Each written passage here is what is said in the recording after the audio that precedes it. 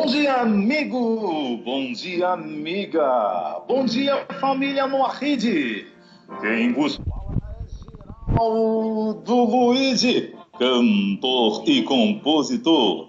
E como sempre, prometemos que toda quarta teríamos um bate-papo sobre as escrituras, mas não é um bate-papo, é uma sabatina com ele que sabe tudo mais um pouco.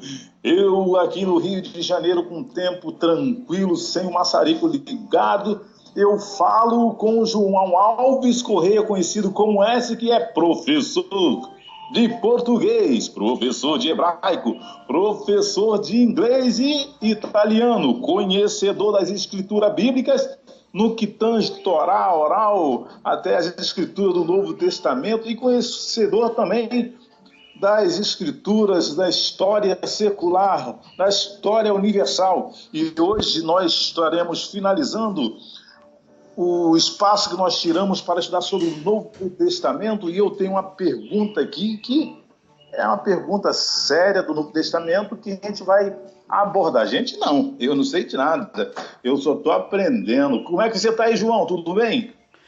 Tudo bem, Geraldo? Muito bom dia para você, para todos aqueles que estão nos ouvindo agora. Estamos aqui então para mais uma super quarta, né? É isso E aí. eu soube que você trouxe aí uma surpresa, uma pergunta aí meio, né, daquele tipo, né? Aquele tipo que É, provoca, desperta rapaz, uma polêmica séria, né? uma polêmica séria. Eu sou um cara muito curioso, ainda mais que eu saí lá do sistema, né? Por questões, questionar e ninguém saber me responder. Eu falei, tem alguma coisa errada, não é possível. Aí eu fui cavando o poço, mas quanto mais eu cavo o poço fica fundo, rapaz. E aí eu falei, não, peraí, tem que buscar alguém que me ensine alguma coisa aí, porque senão eu vou pirar o cabeção. Tamo junto. Vamos lá, então? Vamos lá então. Vamos lá então, mas Então, solta aí. a gente está a gente estava falando do Novo Testamento, a compilação, você já trouxe uma explicação. Se a gente se estender muito, a gente vai ficar o ano inteiro falando das contradições Vai. e não vamos e vai se estender, e o povo não tem muita paciência para querer estudar, ouvir. Mas eu tenho uma pergunta aqui do Novo Testamento, que está em Marcos, que é segundo o Evangelho de Marcos, né? Está em Marcos 16:16, né? Que a gente ouve ou lê Jesus dizendo: Ide por todo mundo, pregai o evangelho a toda criatura. Aquele que crê e for batizado será salvo. Quem não crê está condenado. Ou seja, para os cristãos, até para a gente que estava lá dentro, o cristianismo é a religião primordial, é a melhor do que todas, né? Que Sim, existe no mundo, certo? correto. Então ele diz que aquele que crê e for batizado será salvo. Quem não crê já está condenado, certo? Certo. Mas eu trago um paralelo com os 13 princípios de Maimônides, né? Principalmente os dois últimos, 12 e 13, né? Creio com plena fé na vinda do Mashiach. Mesmo que demore, esperarei por sua vinda a cada dia. O segundo é: creio com plena fé na ressurreição dos mortos, que ocorrerá quando for agrado do Criador. Bom, você já tinha explicado que a ressurreição ela se refere ao exílio, tá? Mas há quem diga que quem não crê nos 13 princípios também, por um lado, está na corda bamba, ou seja, estaria condenado, não sei. Como é que surgiu essa ideia de ressurreição, de condenação? Qual é a base que nós temos para crer realmente que isso é verdadeiro? É uma ideia? Porque lá em Bereshit 10 vai falar de Shiló, que todos pensam que está falando de Machia, mas na realidade está falando de Davi, como você já explicou muito bem. É contigo, eu vou bater a bola agora contigo. Vai embora. Pois é, Geraldo. E agora nós estamos aqui com uma questão séria para resolver, ou para, digamos, oferecer alguma pista, alguma indicação, né, dessa temática. Mas antes de mais nada, eu queria deixar claro que aqui o texto de Marcos 16:16, que está aqui na minha tela em grego, ele diz exatamente isso que você falou, né? Aquele que crê, né? Uhum. Aquele que crê e for batizado, né? E for batizado, será salvo, e o que não crê está condenado, ou será condenado, melhor dizendo. Bom, esse é um princípio bastante, assim, bastante mencionado no meio cristão, porque foca-se então na necessidade, de acordo com o cristianismo, de se acreditar, de aceitar Jesus, ser batizado para então que a pessoa possa ser salva. A grande questão é que a Torá, o Tanar, não traz nenhuma noção de salvação da forma como o cristianismo ensina. O cristianismo ensina que o homem nasce em pecado, que ele é pecador por natureza, ele nasce já com a carga do pecado original, entre aspas, e que, portanto, ele precisa reencontrar o seu caminho na forma do suposto sacrifício de Jesus na cruz pelos seus pecados, pagando os seus pecados por ele, libertando-o então dessa condição pecaminosa e o exaltando à presença de Deus, né, em salvação. Porém, Perfeito. essa dogmática, essa doutrina cristã que eu acabei de descrever, isso não encontra respaldo na Torá, nos profetas. Isso é uma simples, uma simples criação da doutrina, da dogmática cristã. Isso não encontra respaldo na escritura judaica. Perfeito. Por quê? De acordo com o judaísmo, de acordo com a doutrina judaica, de acordo com os ensinamentos dos profetas e dos sábios judeus, o homem não nasce em pecado. Ele nasce como se fosse um livro em branco, a ser escrito. Então nós escrevemos a nossa história, podemos pecar e podemos acertar. Mas nós não nascemos com uma carga de pecado que de alguma forma nos prenda a uma condição pecaminosa, por mais que nós não queiramos, e que fatalmente estamos condenados então, e por isso precisamos aceitar o sacrifício desta ou daquela pessoa, deste ou daquele líder espiritual, e pior ainda, essa pessoa pagando pelos nossos pecados ou pelos pecados que de alguma forma nós herdamos de Adão. Então isso não faz parte do pensamento judaico. E um detalhe importante, né, que quando um bebê está sendo gerado, né, ele nasce, aí cresce, principalmente no meio evangélico, né, aí começa a participar da escola bíblica dominical e já vai incultando na cabeça dele que ele, com 3, 4 anos, que um homem há 2000 anos atrás morreu pelo pecado dele. Aí a criança vai criando, ela não tem ainda uma formação na mente para questionar, mas como assim? Eu estava no ventre, o que eu pequei? Pequei aonde? Né? Não, esse pecado que eles falam não é o pecado que a pessoa faz, é o pecado que ele herdou de Adão. Ah, perfeito. Tá? Então, na verdade, é uma articulação bastante inteligente, se você perceber. Porque por mais que a pessoa fale assim, mas que pecado eu fiz, que pecado eu cometi? Não, você herdou o pecado, então você já é pecador por natureza. Entendeu? Entendi. Então você está sujeito a isso e agora você tem que aceitar esse sacrifício, porque senão você vai ser condenado pelo pecado de Adão. Complicado, hein? Né? Então o que acontece? Por essa razão, não é o pecado que você cometeu, deixou de cometer. Claro, está envolvido no caso. Mas a base da sustentação da teologia cristã, digamos, com relação à sua soteriologia, à sua doutrina da salvação, diz respeito ao pecado cometido por Adão, que de acordo com a ideia deles, Adão cometeu um pecado e então a herança que ele deixa para toda a humanidade é a morte. A morte física, Entendi. a morte física. Então o salário do pecado é a morte, diz o Novo Testamento, porque justamente Adão pecou e todos os homens morrem por conta desse pecado de Adão.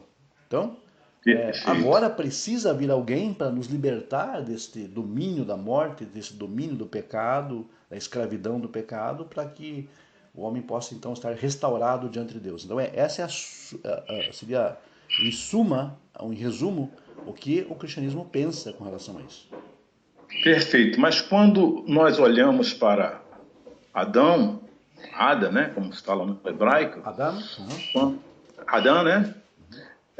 A gente percebe que o Criador fala para ele: o dia que pecares ou comeres do fruto, morrerás.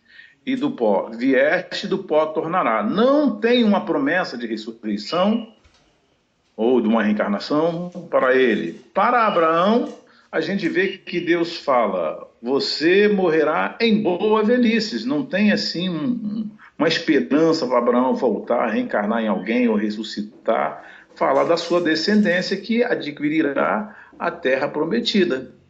Uhum. É Bom, isso? Não tem uma não, promessa. não tem. A grande questão é importante que se coloque isso já claro desde agora, porque nós vamos, lógico, mais tarde explorar muito mais isso em outras aulas, em outras conversas, nós vamos conversar sobre isso mais ainda. Então é importante a gente entender, Geraldo, que a Torá, tal como ela não alude a absolutamente nada acerca do mundo vindouro. Absolutamente nada. Ou seja, ela não menciona textualmente ressurreição, ela não menciona textualmente reencarnação.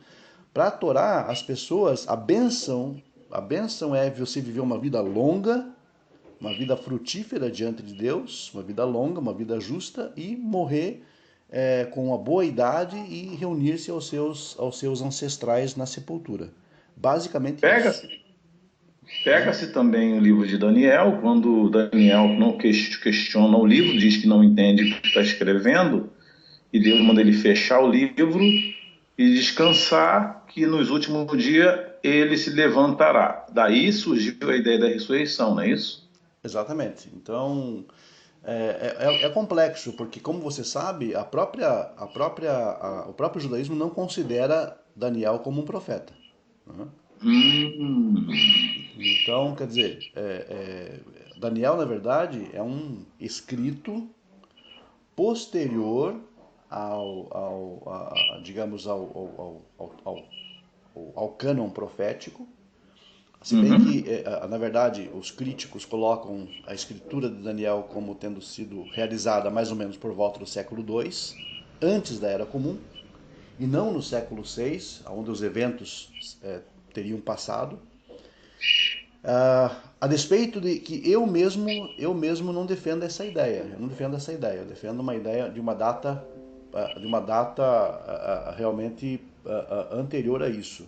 Eu defendo uma data realmente mais próxima mesmo ao cativeiro babilônico, ao exílio babilônico.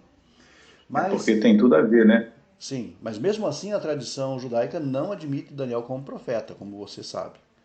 Então, o que Ou acontece? seja, os textos deles não têm assim um certo valor no cânon Não, judaico? tem valor, mas não como profeta, entendeu? Não como profeta, por uma série de questões. A gente pode até, inclusive, numa outra aula, falar sobre isso extensivamente, né? Mas a princípio é isso que estamos focados aqui. Daniel não é um profeta, de acordo com a tradição judaica. Ele relata eventos posteriores, inclusive, ao que teria acontecido. Enfim, e ele fala justamente dessa questão no capítulo 12, do levantar de muitos que estariam no pó da terra, uns para, digamos, a Isso, bênção eterna e outros para a vergonha e o desprezo eterno. Muito bem. perfeito. Porém, é bom que se entenda que quando Daniel escreve, se você colocar o tempo em que a Torá foi escrita, nós temos um lapso de tempo muito grande. Um lapso de tempo muito grande. Ou seja, o período que se passa entre a escrita da Torá e a escrita do livro de Daniel é muito longo. O judaísmo da época da Torá não é o mesmo judaísmo da época de Daniel. Hum, tá. E O poço está mais fundo. não, eu vou te explicar por que ainda. Inclusive, Daniel, por exemplo, é um livro altamente evoluído em termos de doutrina judaica. Veja, primeiramente, na Torá, quando aparece algum malar, algum anjo, nós não vemos nem nome dos anjos. Nós não vemos Perfeito. nem forma dos anjos, nada, não descreve absolutamente nada. Daniel já descreve os anjos, digamos, como seres alados, como seres que É. se comunicam com o homem, com nome, Gabriel, Miguel, né? Nós temos uma angiologia muito evoluída em Daniel e uma angiologia na Torá bastante rudimentar. Então isso significa o quê? Perfeito. Isso significa que o judaísmo evoluiu muito e a forma de ver o mundo, né, no judaísmo evoluiu muito até o livro de Daniel e continuou evoluindo até os dias de hoje. Então não dá para você comparar o livro de Daniel com a Torá. É muito diferente. Entendi. É muito diferente. O livro de Ezequiel, que também é um livro Também complexo, né? de influências babilônicas muito grandes, traz também a ideia dos anjos, dos querubins, dos serafins, etc., que são ideias, na verdade, colhidas pelos judeus em Babilônia. E interessante que no livro de Ezequiel, ele é um profeta, mas ali é como se ele estivesse tendo uma visão, né? Não é uma profecia. Sim, visão. Ele é considerado profeta. Ezequiel é um profeta. Mas eu Sim. quero só lembrar você, Geraldo, e também quem nos assiste, que a ideia de anjos com asas, anjos com nomes, não é uma ideia essencialmente judaica, é uma ideia babilônica. Não, a gente vê um anjo, Tá? Tá? a gente vê um anjo no livro de Ezequiel, que tem cabeça, duas cabeças, né? Sim, sim. Tem E isso. uma roda girando, Sim, sim. aí você Vários, vai vários. ver uns correndo por dentro É, de uma nave, não sei, não, não é igual uma nave, não. faísca de fogo. Não, não é nave, não. Não é nave, não. Não, Mas, falo nada no sentido sim, sim. da uma interpretação. Isso chama-se Merkavá. Merkavá é o carro-trono de Deus, né? Não é uma, não é uma, chama-se Merkavá. Mas o que é importante aqui, o que é o nosso foco aqui para mostrar é o seguinte, que anjos com asas, com nomes, com quatro asas, esse tipo de coisa não é uma ideia judaica, autenticamente judaica, é uma ideia babilônica. Ou seja, os profetas receberam influência do ambiente onde viviam. Por quê? Se você vai hoje nas ruínas de Babilônia, você vai encontrar seres alados, imagens de seres fantásticos com asas. Ou seja, eles colheram do próprio nicho babilônico as ideias que colocaram nos seus livros. Aí complica, né? Não, complica e não. Ou seja, porque eles são frutos do ambiente onde viviam, natural. Nós somos pessoas que somos Mas são umas influenciáveis, né? personagens que na realidade não existem, são fictícios. São, na verdade, alegorias, metáforas, na verdade, que querem representar uma ideia. Nós não podemos tomar aquilo como literal, né? Entendi. É uma literatura apocalíptica, uma literatura de revelação, para trazer, digamos, uma mensagem, uma ideia, uma história. Mas não é aquela história que você está lendo. Esse é o cuidado que a gente tem que tomar, né? Veja, Muito cuidado. exatamente. Havia em Babilônia uns personagens míticos chamados Caribu. Caribu eram basicamente os anjos em Babilônia. Então a ideia de anjos com asas, tal, tudo isso vem justamente da Mesopotâmia, do Império Babilônico, que os profetas viviam nesse ambiente. Então eles passaram a mesma ideia. E N ideias nos profetas nós vemos. Isaías também estava na Babilônia. Não, Isaías não esteve em Babilônia, na verdade Isaías foi antes do cativeiro babilônico, mas ele mesmo recebe influência, porque a cultura do mundo na época era uma cultura babilônica. Veja, hoje nós somos muito influenciados por uma cultura que domina, que é a cultura norte-americana, Perfeito. né? Muitos dos nossos costumes, daquilo que comemos, daquilo que assistimos, daquilo que vestimos, né, daquilo que usamos, tem influência da cultura norte-americana. E nós falamos muitas vezes seguindo o padrão deles, nós nos expressamos seguindo o padrão de uma cultura dominante. É, porque a gente está aqui, eu estou aqui com o computador ligado, eu estou com o mouse na mão. Só que esse mouse, no original, a palavra original seria o quê? Um rato, né? Traduzindo para um rato. Então nós respiramos cultura norte-americana aqui no Ocidente. O mundo todo respira cultura porque é a cultura dominante. Na época dos profetas, qual era a cultura dominante? A cultura babilônica. Era os Estados Unidos da época, era a potência da época que influenciava as pessoas. Naturalmente, as pessoas passaram a receber esse tipo de influência, todo tipo de influência. Inclusive os judeus receberam muita influência em sua própria cultura. Há muitos elementos da cultura babilônica presentes no judaísmo posterior ao exílio, inegável. Né? Essa ideia de anjos é uma delas. Essa ideia de ressurreição é uma delas. Essa Quando ideia Isaías vê lá os 6 anjos lá, duas asas voando, duas subindo, também é uma alegoria ali. É uma alegoria. Isaías, por exemplo, fala da serpente veloz. Isaías fala, o livro de Jó, por exemplo, fala do Leviatã. Essa ideia de Leviatã, serpente veloz, a Raabe, a grande serpente, a ideia do Behemoth no livro de Jó, são todas ideias babilônicas. Da Lilith. Isaías fala em Lilith. Lilith também é uma ideia babilônica, ou seja, os profetas, eles viveram naquele ambiente e foram influenciados. Eles usaram essas histórias populares para transmitir algumas verdades interessantes. Agora, nós não podemos... E essa Lilith seria a primeira mulher nós não vamos nem entrar no mérito de Lilith, porque senão não vamos entrar agora. Eu estou falando que ela é uma ideia babilônica, que ela entrou na ideia da Cabala, né? Isso, mas isso aí é motivo para uns 6 meses de aula. Então, beleza.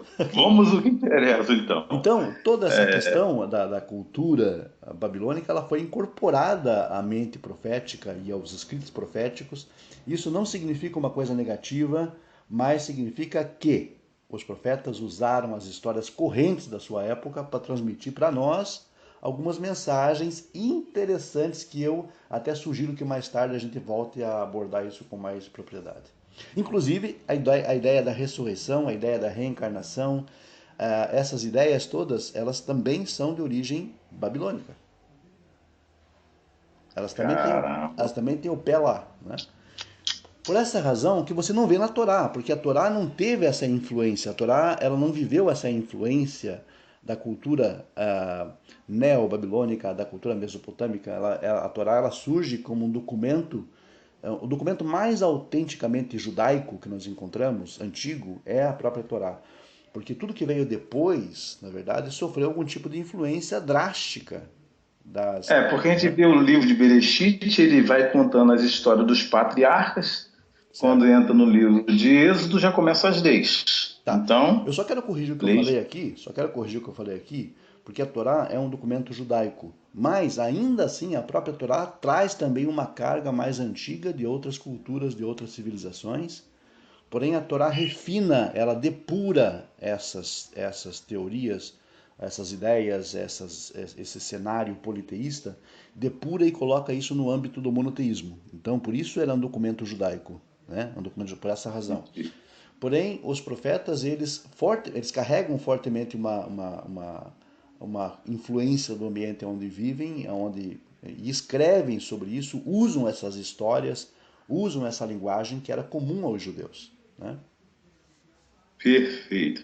Então, voltando lá para quem crê e foi batizado será salvo, ou seja, na visão cristã é a única religião perfeita, né? Ou seja, quem não crê já está condenado para o suposto inferno, né? Que nós conversamos na aula passada, né? O que é o inferno de fato. Aí vem os 13 princípios de Maimônides falando de ressurreição, né? E falando do Mashiach, né? Sim. Aí o Novo Testamento pega essa história também do judaísmo, né? Tanto é que o povo hoje fala judaico-cristão. Aí, que ressurreição que Maimônides está falando? E o Mashiach é uma ideia? É real? É metáfora? Eu queria entender esse conceito, porque eu saio de um sistema religioso enganoso. Não quero dizer que o judaísmo seja enganoso. Mas como eu sou um cara questionador, pesquisador, eu não estou engolindo, não engulo mais o que as pessoas estão falando, eu vou pesquisar, e justamente com você, que é um professor aí apto para trazer um esclarecimento melhor, eu queria que trazesse uma luz sobre essa ressurreição de Maimônides, né? Sobre o Mashiach, sobre o Jesus do Novo Testamento, baseado nesse Mashiach que Maimônides fala. Por exemplo, se você não crê nos 13 princípios, você também está bambeando. Ou seja, é uma Sim, fé que faz certo. só vamos colocar aqui as coisas numa ótica mais apropriada. Quando Maimônides elabora os seus 13 princípios, né, de fé, para quem nunca ouviu falar em Maimônides, é bom já ter uma referência. Maimônides foi o rabino Moshe ben Maimon, que viveu na Espanha medieval, em Córdoba, na Espanha medieval, a Espanha que estava dominada pelos muçulmanos na época. Mas o Ramban era um grande rabino e ele tinha muitas amizades com os muçulmanos, com as autoridades muçulmanas, inclusive. Era o médico do sultão, inclusive, no século XII. Foi um grande rabino, uma grande eminência, o grande responsável por compilar as leis judaicas e explicá-las, explaná-las, e seu Mishneh Torah, o Moreh HaNevuchim. E na sua obra, nas suas obras, ele cita 13 princípios que todos os judeus devem subscrever, que todos os judeus devem aceitar. E esses 13 princípios referem-se justamente à revelação acerca do Deus único, da unidade dele, acerca da Torá, acerca Uhum. da ideia da era do Mashiach e acerca da ressurreição, basicamente. Você também fala sobre punição, sobre crime e castigo, sobre pecado e transgressão, sobre recompensas, etc. Mas esses princípios que você citou, Geraldo, sobre a ressurreição e o Mashiach, que são os dois últimos princípios ali, quando o Rambam elabora esses princípios, ele está fortemente influenciado também pelo mundo da sua época. Vou explicar por quê. Uhum. Porque o Rambam, ele era um gênio, um gênio. E ele escreveu um tratado chamado Tratado sobre a Ressurreição. Nesse tratado sobre a ressurreição, ele deixa muito claro que a ideia da ressurreição não é uma ideia de ressurreição física. Deixa muito claro. E eu tenho esse tratado aqui, né? E eu elaboro muito sobre ele. Então, quando o Ramban fala sobre ressurreição, ele admite a ressurreição de acordo com a sua convicção, não de acordo com a convicção corrente, necessariamente. Então, as pessoas podem pensar hoje que o Rambam acreditava numa ressurreição física, né? Mas eu vejo, por um outro lado, que ele não acreditava numa ressurreição física, mas que sim, uma ressurreição no mundo vindouro, que não é um mundo físico, não é um mundo, esse mundo que nós estamos vivendo aqui. É uma Uhum. realidade espiritual superior. Então, agora, as Perfeito. pessoas, lógico, creem numa ressurreição física porque estavam influenciados pela doutrina da época. Aliás, o próprio judaísmo foi influenciado por ideias cristãs, como eu falei para você, né? Inclusive, essa ideia de ressurreição física, ela meio que surge mesmo no ambiente judaico quando o cristianismo está se desenvolvendo. Ainda bem que o Rambam veio e escreveu o tratado sobre a ressurreição, aonde ele parece deixar claro que ele não aceita a ideia de uma ressurreição física. Porque Por ele isso que você fala, precisa desse link, né? ele deixa claro nesse tratado, inclusive, que ele não consegue entender, por exemplo, uma vida no mundo vindouro, onde as pessoas vão comer, beber, ter relações sexuais, reproduzir-se, né? E viver exatamente como nós vivemos aqui, né? Entendi. Porque isso não seria lógico. A começar pela própria ideia da ressurreição em si, que ele acha um absurdo antinatural, né? Antinatural. Perfeito. Isso. Então, na verdade, Maimônides, na sua carta sobre a ressurreição, ele não nega que aceita a ideia. Ele aceita a ideia da ressurreição. Porém, a visão, a forma como ele vê a ressurreição, tanto quanto diferente, né? Então, o que diz Quem lê o aqui? texto isolado e não tem um link, como você falou, do livro que ele explica a ressurreição, vai acreditar na ressurreição dos mortos aqui, né? Isso. Deixa eu só então colocar aqui para você um comentário sobre essa carta que diz o seguinte: se esta conjectura está correta, o ponto de vista do Rambam certamente se encaixa na forma mais moderna de ver a fé. Assim, a ressurreição não suspende as leis da natureza. Em vez disso, refere-se a uma viagem metafísica onde a alma retorna ao seu estado original de ser. A morte física não tem a palavra final sobre a existência da alma. Da mesma forma, o Maimônides, e especialmente Gershônides, depois dele, geralmente interpreta os milagres sobrenaturais da Bíblia em termos naturalistas. A lei natural dentro do universo permanece inviolável. Ou seja, de acordo com esse comentário, o Rambam não acreditava numa ressurreição física, mas sim numa elevação da alma para um mundo vindouro, um mundo metafísico, espiritual, onde a alma encontraria realmente a sua razão de ser e se perpetuaria, né? Mas não um mundo físico de ressurreição.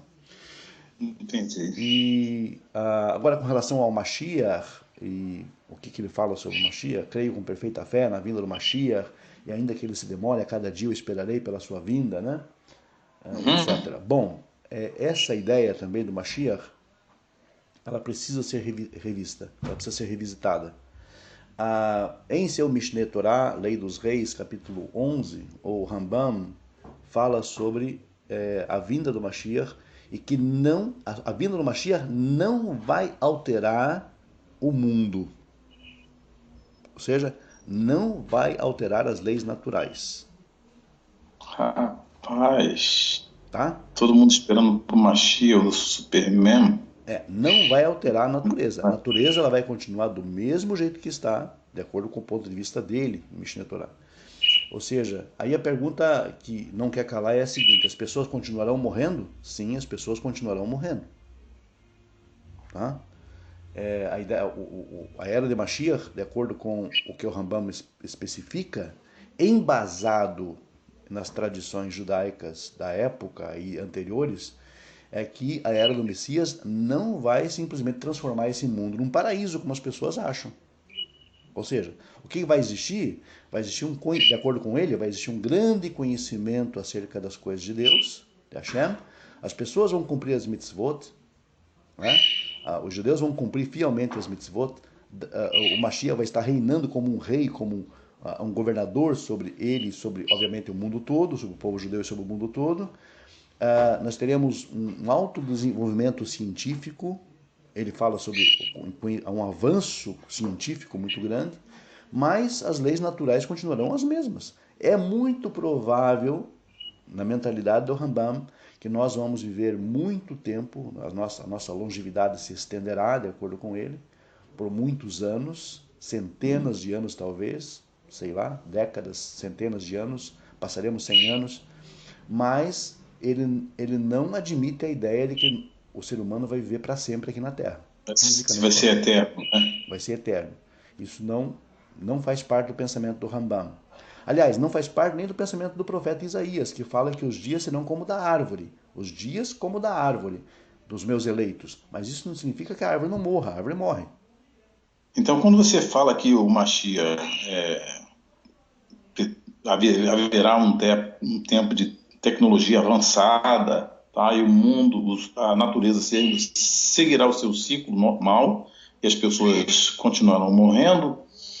Quando Ezequiel vai falar que há quem diga que para que Mashiach venha, as armas vão transformar em arado, enxada, não vai ter morte, e aí?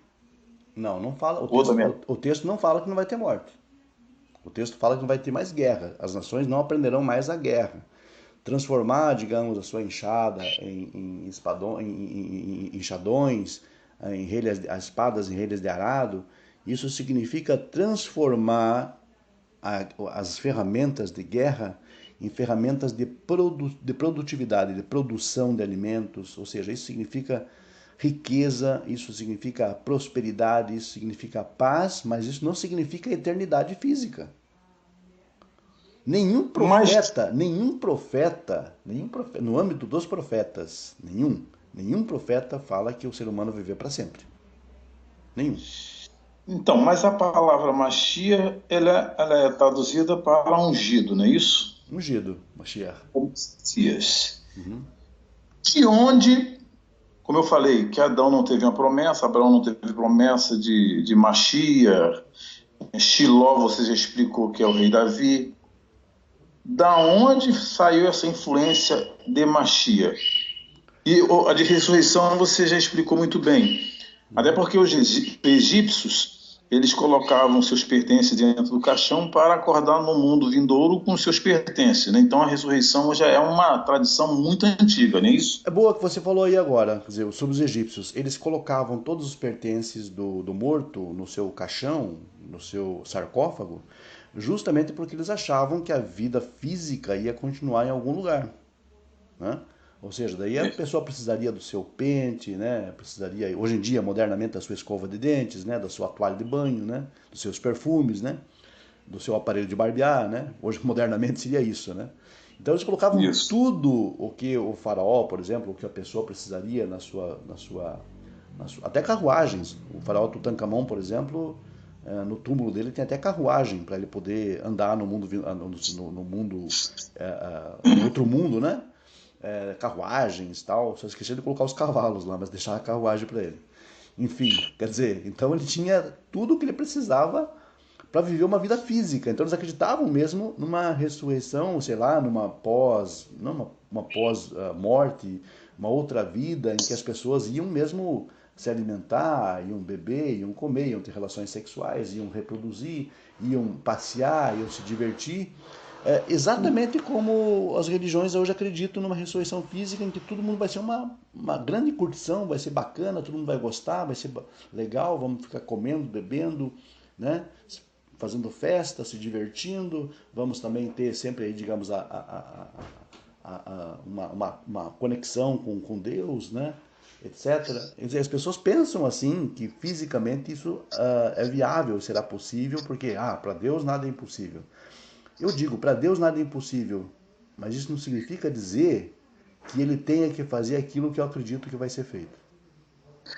Quando as pessoas leem Isaías, né, quando o capítulo 6, se não falha a memória, Isaías vendo os 6 anjos, com 2 asas cobrindo o seu rosto, os pés, e o outro adorando, né? As pessoas têm noção que vão para o céu para ficar adorando eternamente.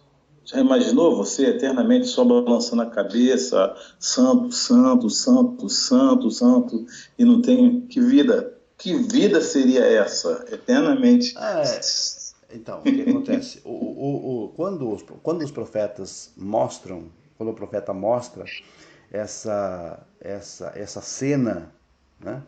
O que eles querem mostrar é o seguinte: eles querem evidenciar que os malachim, que os anjos, que nós já sabemos serem, na verdade, extensões do próprio divino, os seus enviados, seus emissários, que são os princípios, as leis naturais que regem toda a criação, não são seres ou entidades com personalidade, com paixões, com vontades, com gostos, com sentimentos. Eles são apenas princípios que regem a criação, leis naturais, leis físicas que, digamos, de alguma forma dão forma e estrutura a este mundo. Isso é Malachim. Isso serve, na verdade, como louvor a Deus. Eternamente a natureza vai louvar a Deus, eternamente. Por quê? Não é bíblico que os céus anunciam as obras de Deus e o firmamento, os céus proclamam as obras de Deus, né? E o firmamento anuncia as obras das suas mãos, não é fato bíblico isso? Isso é fato bíblico. Agora me diga, como é que os céus podem proclamar? Proclamar significa falar, expressar-se. Isso é uma metáfora para dizer que os céus e toda a estrutura da criação representam esses malachim, esses anjos, que na verdade estão diuturnamente, todo o tempo, adorando, servindo a Deus e proclamando a sua glória. Isso são os malachim. Isso são os malachim.